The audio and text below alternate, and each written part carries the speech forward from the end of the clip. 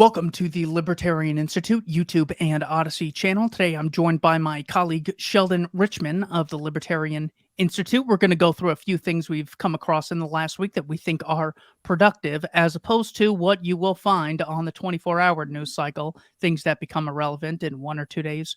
Sheldon, what do we have from the American Institute for Economic Research?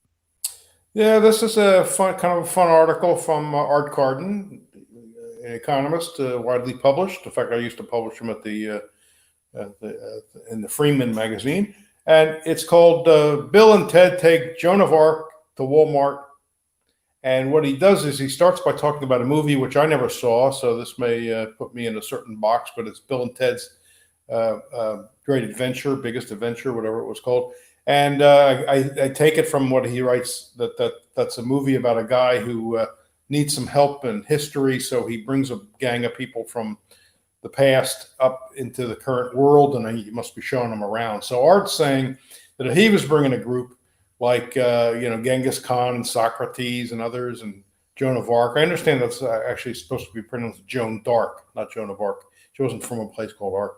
Anyway, he writes, what I think is most striking about Walmart is that he would take them to Walmart, is that the floor to ceiling cornucopia is not restricted to the elites. Well, that would be news to them. That's my commentary. You don't have to be a member of the party to shop at Walmart. You don't have to be a titled lord or a lady or an emperor, despot or iron-fisted warlord to enjoy the literal, in some cases, fruits of the world's labors. You just need a few dollars that in a commercial society you earn by creating value for others. Close quote. He also points out that if you don't like Walmart, you can shop somewhere else. You can go to one of the rival stores, or you can shop online and get all kinds of stuff without leaving your home. So his point is that this freedom is good. It's one of these articles that puts things into perspective. A lot of people think that today is like the worst of times regarding cost of living, standard of living. They talk about salaries having stagnated since the 70s. But when you look at this sort of thing, and you look at work done by Tupy and Gailey, as we talked about in the past, this book, Superabundance, you realize that in terms of working time, how much labor you have to expend to earn the money to buy all kinds of goods, even from very expensive to fairly routine, mundane things. That's a shrinking amount of time that would just astound you when you focus on it. And so this exercise of taking people from the past and taking them around, they would be absolutely astounded at how wealthy even people we call poor today. And I'm not saying nobody's suffering, but people we call poor today are among the richest people that have ever lived in the history of the world. So it's worth the read. It's a quick article. It's very good. My first one is The Lesson from Germany and Korea. This is from a book called Civilization, the West and the Rest by Niall Ferguson. In one excerpt, he says, institutions are, of course, in some sense, the products of culture. But because they formalize a set of norms, institutions are often the things that keep a culture honest, determining how far it is conducive to good behavior rather than bad. To illustrate the point, the 20th century ran a series of experiments imposing quite different institutions on two sets of Germans in West and East, and two sets of Koreans in North and South, and two sets of Chinese inside and outside the People's Republic. The results were very striking, and the lesson crystal clear. If you take the same people with more or less the same culture, and race, by the way, and impose communist institutions on one group and capitalist institutions on another, almost immediately there will be a divergence in the way they behave. So the reason this is so important is because it highlights the importance of cultural theory, whereas you might get the false dichotomy of all inequalities are the result of discrimination, or all inequalities are the result of different racial biological aspects. This is a very good example of you can take very similar people with similar histories, same culture, same language, same biological makeup, and get very different results when it comes to which set of economic assumptions people can live under. It's a great reason to be optimistic. Other examples would be differences between Haiti and the Dominican Republic, or Ghana and the Ivory Coast. We have people that have similar histories, same race, same background, same average median age among the population, and very different results because they embraced one on the one hand, economic freedom. More freedom means people have more opportunities to make mutually beneficial voluntary exchanges, and in the other direction, you have some people having the right to coerce others. Very important lesson from Niall Ferguson in that book. Even though he's terrible on the war on terror, I'm afraid Scott would get me in trouble if I didn't mention that caveat. Next one we have Glenn Greenwald. What does he have for us, Sheldon? Well, Glenn Greenwald, I recommend his program on Rumble, which he does live at, what is it, 7 p.m. Eastern, I think it's right, maybe 8, but it's on Rumble. You can find it. And he also puts it on the podcast platforms the following day, like 12 hours later. And so you can hear it there. And also he does sort of teasers or excerpts from it on YouTube, but he doesn't like YouTube anymore because YouTube, censors stuff, and Rumble does not. So this is an excerpt from the show where he talked about how absurd the media is getting when it comes to talking about Trump and DeSantis and Putin and, of course, Hitler. Now, he's not in favor of these people. That's not the point. The point is that the media and we're talking about New York Times and other sort of considered mainstream publications, always, they feel they have to top themselves in putting down the people they don't like, which in the case of this media, of course, tend to be right wingers. Again, they're not necessarily people that we like or that he likes. But so if you remember going back to 2016, when Trump got into the presidential race, there were people saying he's equivalent to Hitler. And then even in office, he's the new Hitler. Well, there's always been new Hitlers, right? There was Nasser many years ago in the 50s. There was Saddam Hussein. There was Ayatollah. Name it. There's been, every couple of years a new Hitler arises, which is ridiculous. Of course, it trivializes Hitler, who was, one of the worst of the worst. I mean, you have others, Stalin, Pol Pot, who kind of certainly rank up there. We don't want to say Hitler was the worst, because there are people, as bad. I mean, it's a race I don't care to analyze too closely. But now so Trump was worse than was like Hitler in 2016. But now there's New York Times articles about Trump is becoming more radical in that by that they mean worse. Well, if he was Hitler in 2016, but he's himself getting worse, Greenwald tells us, logically that means he's now worse than Hitler. Really? Do you want to say that? Also, he points out, look, you may not like Trump. I don't like Trump. And I don't like hardly anything about Trump, whatever, including his personality. But if you're going to be honest, he didn't ever say anything, much less do anything while in office, that in any way approaches Hitler. And let's just be honest about it. You can, bad doesn't mean Hitler. You can be bad and still be a very long distance from Hitler. Let's be honest about that. Now they're even saying DeSantis is worse than Trump. But if Trump is worse than Hitler, then DeSantis is worse than Hitler. And this is just logic.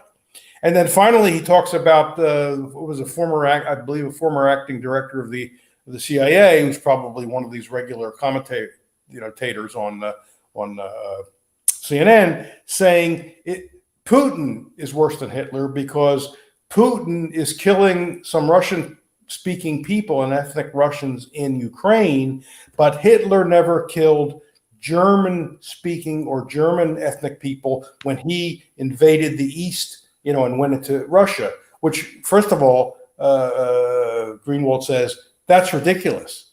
There's no grounds for saying Hitler killed no German-speaking peoples in that monstrous invasion of Eastern Europe and then into Russia.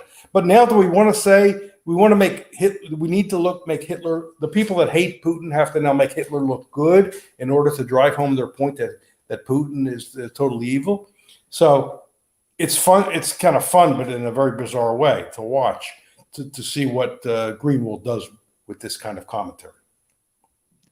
My next one is the myth of hyper-rugged isolationist individualism. This is one that the statists always love to get us on. It's one of the great straw men. They say, no man is an island, and that is why we need a heavy interventionist state, because we're constantly doing things together. It is one of the great non sequiturs in philosophy today. Murray Rothbard summarizes this as the number one myth of libertarianism. Libertarians believe that each individual is an isolated, hermetically sealed atom acting in a vacuum without influencing each other. He summarizes the rebuttal by saying, no individualist or libertarian denies that people influence each other all the time. And surely there is nothing wrong with this inevitable process. What libertarians are opposed to is not voluntary persuasion, but coercive imposition of values by the use of force and police power.